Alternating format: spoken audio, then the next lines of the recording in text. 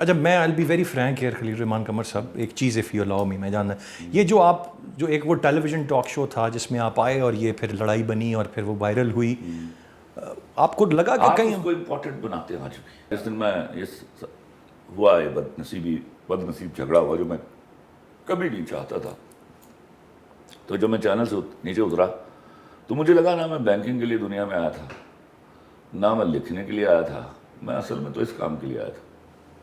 اچھا تو I was so satisfied. تو اس دن میں ڈرا ہوا تھا اپنی بیوی سے اور اپنی بیٹی سے.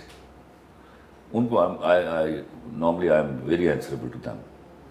تو میں جب گھر پہنچا تو کوئی 8-9 چینلز کے لوگ اور کوئی 10-12 یوٹیوبر, میرا گھر بھرا ہوا تھا سیڑھیوں تک.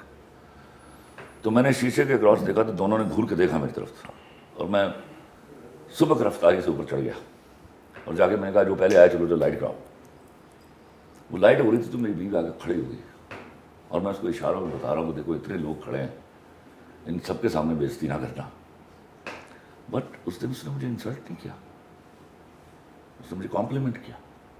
اس نے کہا دیکھو خلیل الرحمان قمر, تم جیسے گنہگار آدمی کو اللہ نے کسی کام کے لیے چن لیا ہے, اب پیٹھ موڑ کے واپس نہ آنا, میں بھوک بھی برداشت کر لوں گی.